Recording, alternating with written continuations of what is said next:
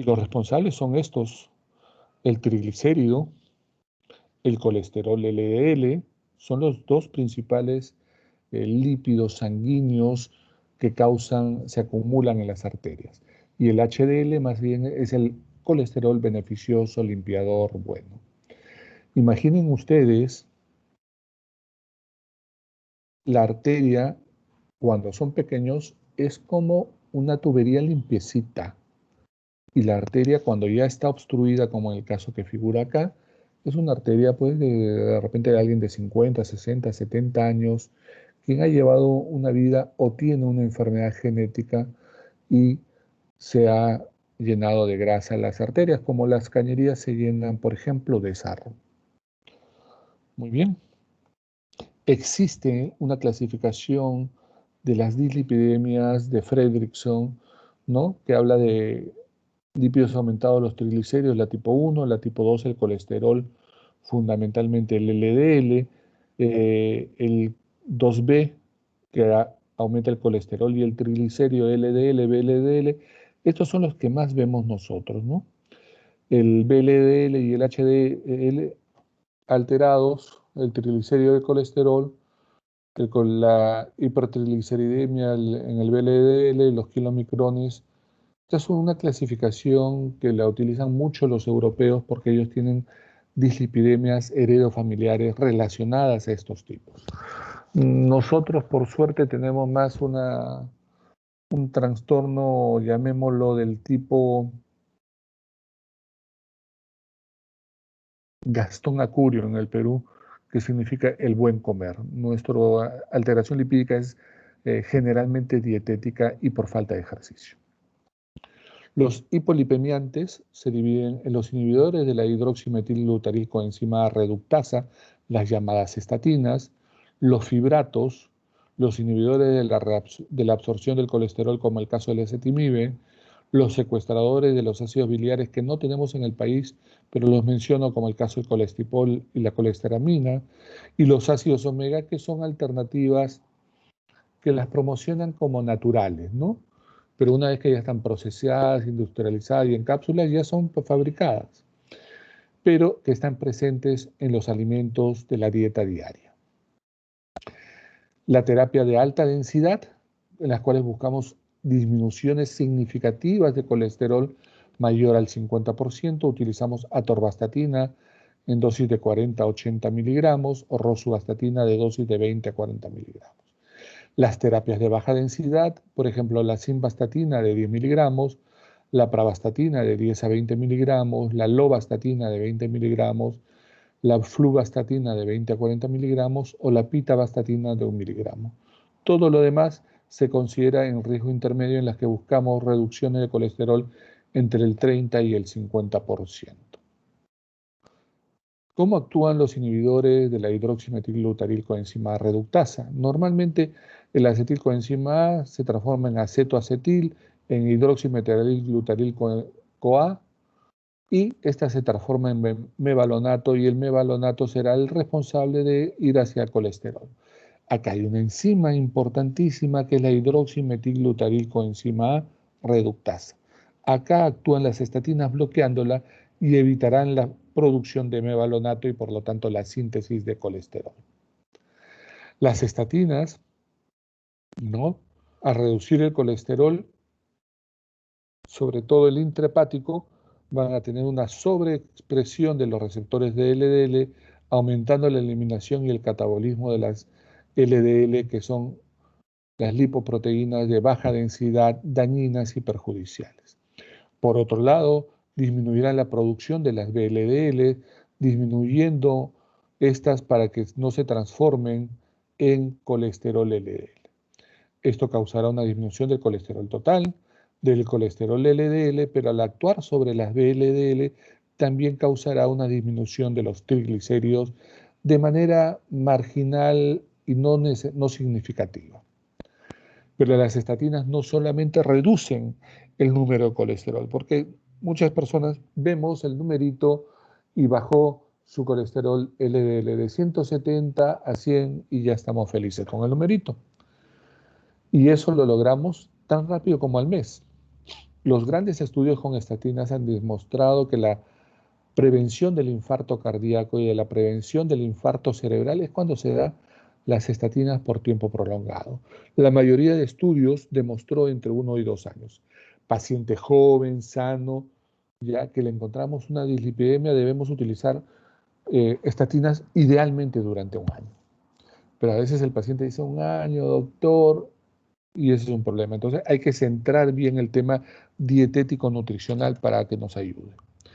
El efecto benéfico protector a largo plazo y en los pacientes cardiovasculares que han tenido infarto de miocardio o en los pacientes que han tenido infarto cerebral se obtiene de manera prolongada. Cuando ese colesterol está muy bajo, ese colesterol LDL está en 70, menos de 70 o entre 70 y 100 máximo, tiene lo que le llamamos los efectos pleiotrópicos de las estatinas.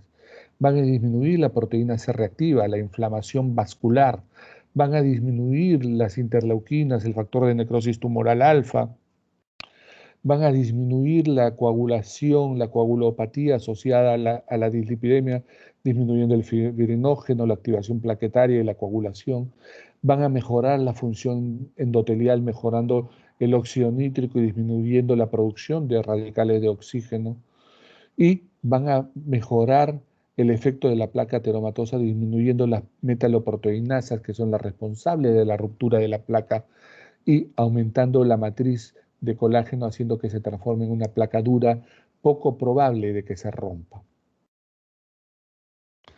Tenemos que la rosuvastatina, la atorvastatina, simvastatina, la lovastatina, que fue la primera en su género, fue la molécula precursora de estas y que ahora ya no la usamos porque ha sido desplazada por la potencia y efectividad de las otras.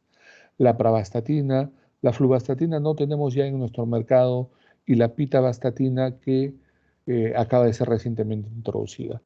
Todas ellas generalmente son lipofílicas, excepto la rosuvastatina y la pravastatina. Todas las demás son lipofílicas. Todas se metabolizan a nivel del citocromo, de los citocromos a nivel hepático, excepto la pravastatina que tiene un metabolismo renal.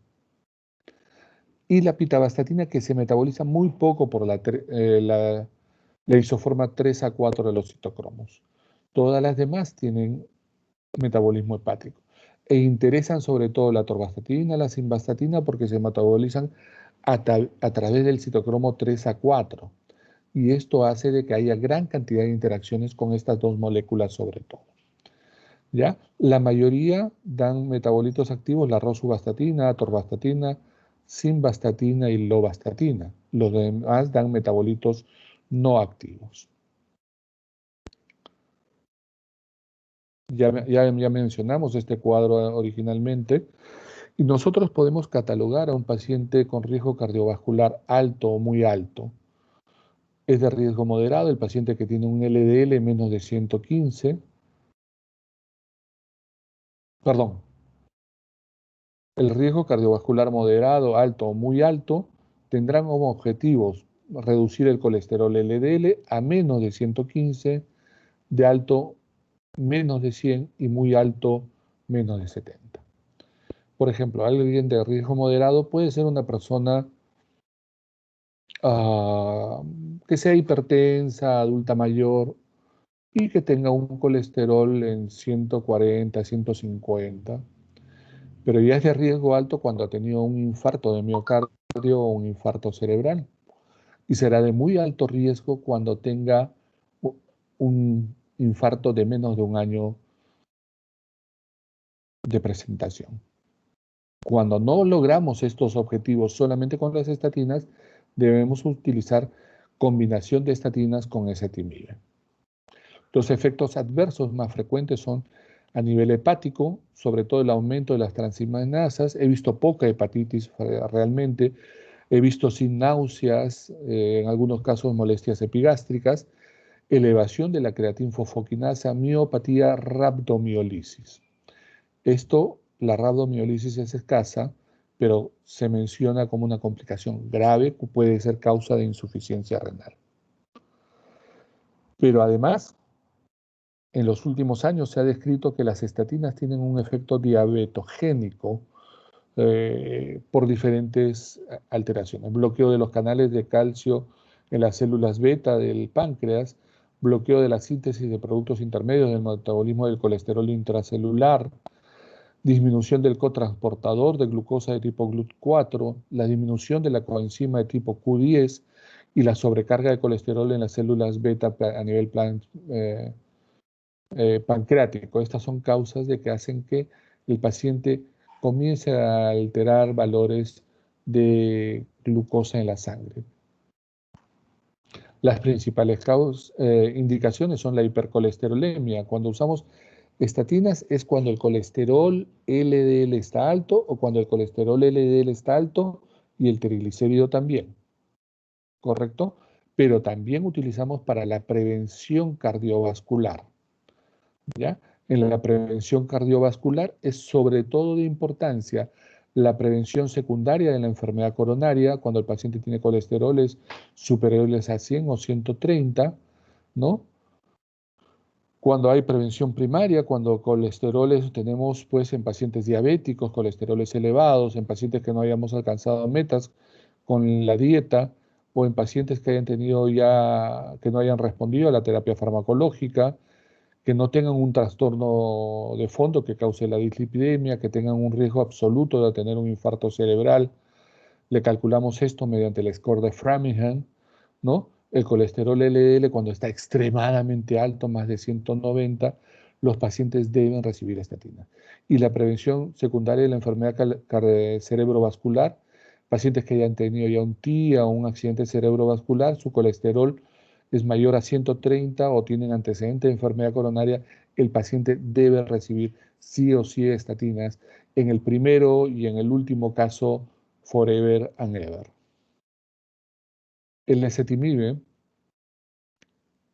es una molécula que no va a actuar a nivel de la síntesis, que no va a actuar a nivel del hígado, sino va a actuar a nivel de la absorción intestinal. Va a inhibir esta absorción de las grasas de la dieta que se transformarían en kilomicrones y darían a la génesis de la síntesis de colesterol. Entonces va a disminuir la absorción de la grasa. Esta absorción de la grasa va a ser porque a nivel de, del intestino se va a bloquear este transportador de tipo NPCL1, ¿correcto? Y al bloquearse lo que va a hacer va a inhibir la absorción del colesterol a nivel intestinal. Al inhibir el bloqueo del colesterol a nivel intestinal, pues habrá menos colesterol sanguíneo circulante. Acá tenemos un poquito más especificado, ¿no? Viene la dieta con grasa, la bilis desintegra la grasa, genera colesterol, micelas de colesterol que normalmente son transportados por este transportador a través del enterocito que finalmente va a pasar al polo vascular. Pues esto se bloqueará por acción de la ezetimibe. Se absorbe en el intestino delgado y se metaboliza por glucuronoconjugación en un metabolito activo. Se distribuye a nivel plasmático y se potencia su efecto cuando se asocia a ácido fíbrico o cuando se asocia a estatinas. Tiene metabolismo hepático y su eliminación es fundamentalmente por heces al bloquear esta enzima a nivel hepático, a nivel intestinal.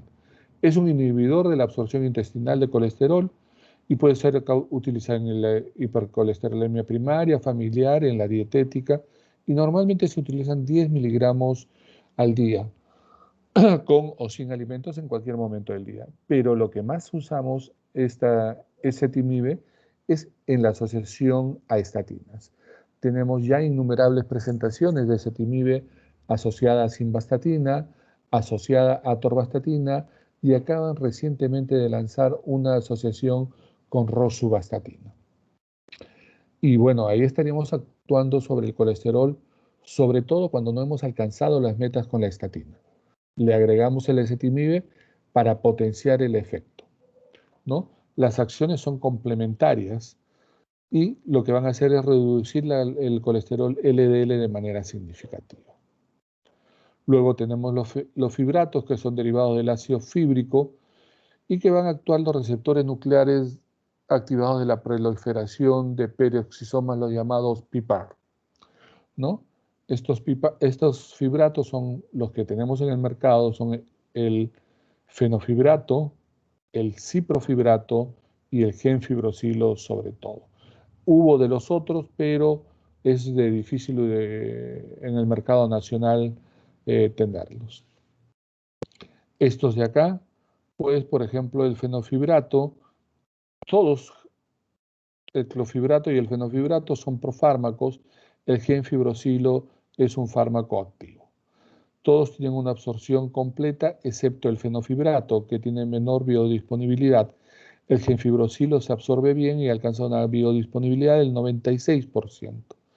Todas se unen de manera importante a proteínas, más del 90%, y la mayoría se metabolizan a nivel del citocromo su isoforma 3A4, excepto el fenofibrato. La excreción renal, todas, fundamentalmente todas por encima del 50%, y a través de las heces el fenofibrato en un porcentaje bastante bajo.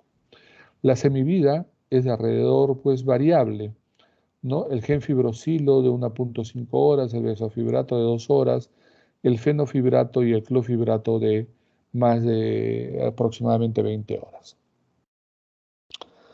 Y los fibratos tienen poco impacto sobre el en subir el colesterol HDL variable, y sí disminuyen el triglicérido de manera significativa. Los fibratos se utilizan fundamentalmente en la hipertrigliceridemia, sola, causada por la dieta, o asociada a colesterol LDL, o cuando es secundaria a diabetes mellitus o a hipotiroidismo.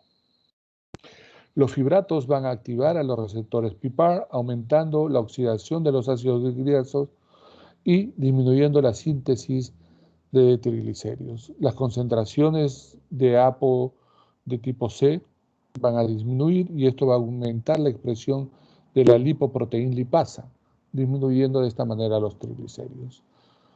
Son medicamentos de segunda elección en el caso de las dislipidemias, pero sobre todo son importantes en el caso de las hipertrigliceridemias severas. Si tenemos pacientes con leves triglicéridos elevados de manera leve, entre 150 y 200, y tienen colesterol LDL elevado, hay que usar una estatina sin usar fibrato. Una estatina pura. La estatina también bajará la síntesis de triglicéridos. Pero si esta es significativa, mayor a 200, mayor a 300, yo he visto triglicéridos de hasta 500, pues ahí tenemos que usar fibratos. Y si tienen estatinas LDL asociado de manera elevada, tendrán que usar fibratos más estatinas. El problema es que el usar fibratos y estatinas aumenta la frecuencia de reacciones adversas, tanto a nivel hepático como a nivel muscular. Pueden utilizarse, pues, asociados a estatinas, como les digo.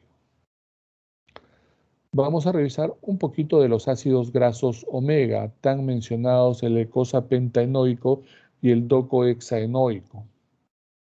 Estos están presentes en la dieta diaria, por ejemplo, en los pescados azules, por ejemplo, en la fruta seca, ¿no? Por mencionar en algunos alimentos. Diferentes asociaciones médicas en el mundo han recomendado como alternativa los ácidos omega. Mucha gente dice, no, pero las estatinas me cae mal el hígado. Señor, tome esto que es natural, y se quedan contentos. O muchos médicos lo recetan como cosa rutinaria. ¿Existe evidencia que los ácidos grasos tienen efectos benéficos? Sí.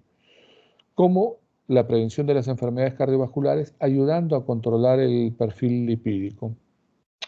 Respetan el equilibrio de los macronutrientes y consideran dosis terapéuticas. Pero este es un grupo farmacológico cuyo efecto no está tan ampliamente demostrado como es el caso de las estatinas, por ejemplo, ¿no?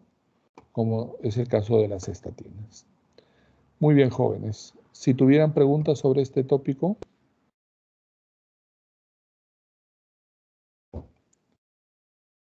¿Nadie pregunta sobre dislipidemias?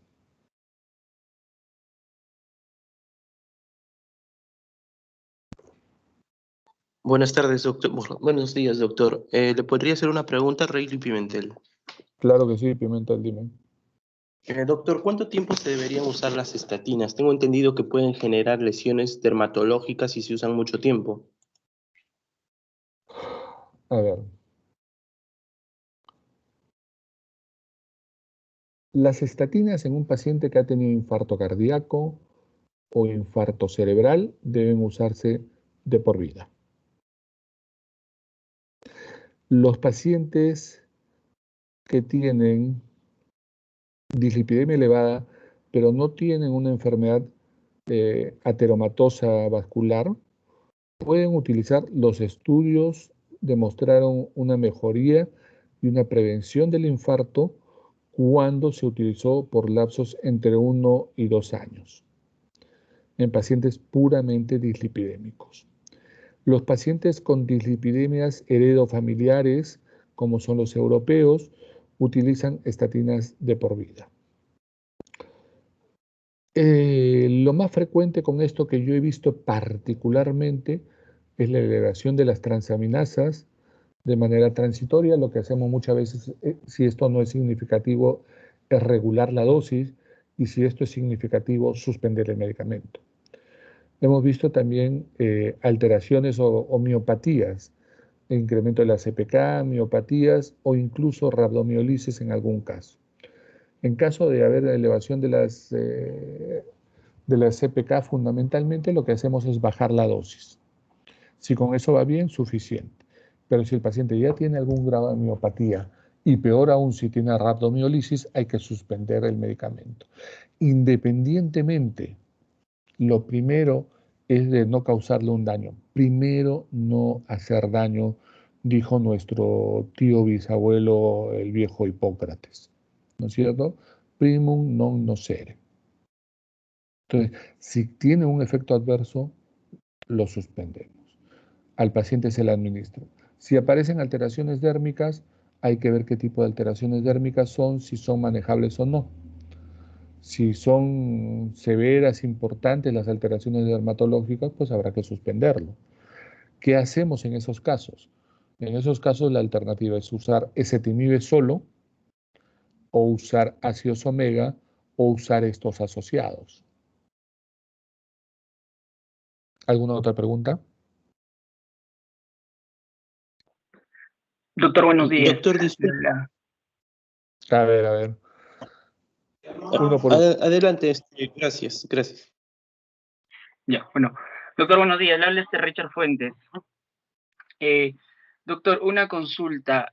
Un paciente con una arteriosclerosis, bueno, de hecho que está recetado con captopril para regular la presión, por así decirlo, pero ¿qué tratamiento debería recibir para intentar, no sé, corregir o algo esta arteriosclerosis o algo? Bueno, a ver, lo primero, que el captopril se lo cambie el médico, porque como he mencionado, no nos permite un buen control de la presión arterial. Podría ser tan fácil como pasarlo en Alapril, que también es bueno, bonito y barato, se administra 2 veces al día y es mucho mejor el control de la presión arterial. ¿Ya? 1, captopril. O sea, captopril solamente para las emergencias hipertensivas, urgencias hipertensivas. Si no, para la hipertensión crónica no sirve. ¿Ok? 1. 2. El paciente ya tiene aterosclerosis. Pues si tiene aterosclerosis, el tratamiento basa en 3 puntos fundamentales. 1. Dieta. Comer sano. Bajo en grasas, bajo en harinas, bajo en sal. Comer mayor cantidad de frutas y verduras. ¿Ya? 1.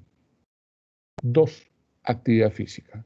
La mejor actividad física, buena, bonita y barata, es caminar, caminar y caminar. Si usted camina, lo más que camine es mejor.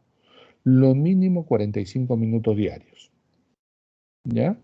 Eso es la dosis perfecta. Comer sano y caminar disminuyen el colesterol LDL, disminuyen el triglicérido, disminuyen la presión arterial, disminuyen la glucosa y aumentan el colesterol benéfico HDL. ¿Ok? Son las dos medidas no farmacológicas para el control de la aterosclerosis, de la hipertensión, de la diabetes y de la dislipidemia. Pero bueno, vamos al tema farmacológico. Si el paciente ya tiene una aterosclerosis diagnosticada, ¿ya? Y tiene el colesterol alto, tenemos que darle una estatina. E incluso si el paciente ya tiene aterosclerosis demostrada, ya se le ha hecho una ecografía carotidia, una ecografía Doppler de las arterias de los miembros inferiores, o el paciente ya tuvo un infarto de miocardio o un infarto cerebral, ya tiene enfermedad arteriosclerótica, entonces las estatinas son de por vida independientemente del número de colesterol. Listo, Fuentes. ¿El que sigue? Gracias, doctor.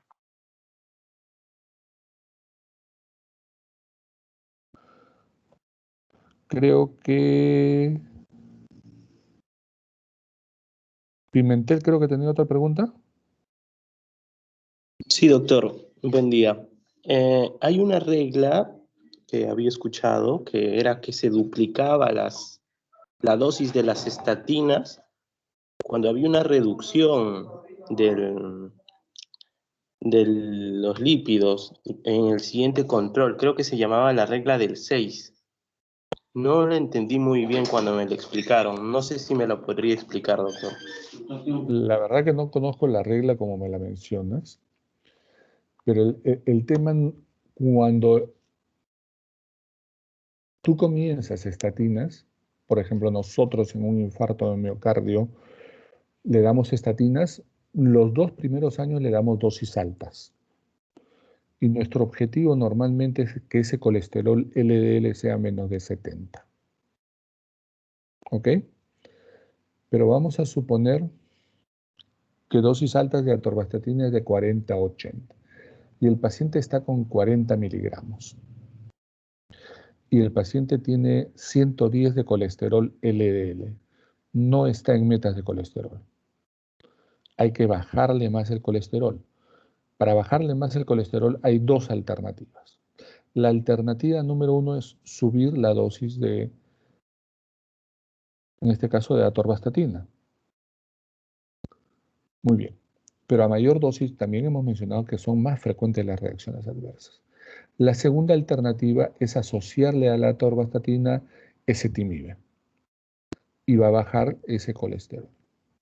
Entonces, si no logramos metas o incluso el colesterol está más alto, o subimos la dosis de la estatina o asociamos ezetimibe a la estatina que está usando. ¿Ok? Si el paciente baja el colesterol, normalmente no hay que aumentarlo. Más bien, lo mantenemos o si ya es por mucho tiempo, podemos considerar reducir la dosis. Pero vamos a suponer, este paciente ha tenido un infarto de miocardio y tenía un colesterol en LDL en 170 y se lo hemos bajado a 120.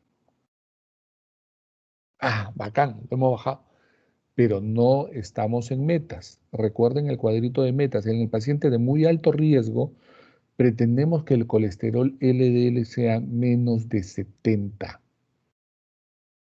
Entonces, o le subimos la dosis o le asociamos un ezetimibe, ¿no? Incluso ahora, en los estudios en fase 2 y ya entrando a fase 3, se está comenzando a probar un anticuerpo monoclonal para disminuir el colesterol LDL por vía parenteral en los postinfartados y en los pacientes que no alcanzan meta. Cada ampolla de ese anticuerpo monoclonal, que es una al mes, vale $10,000.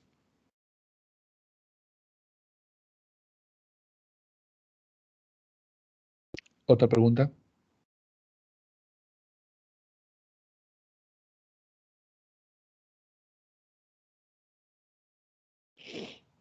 ¿No hay más preguntas?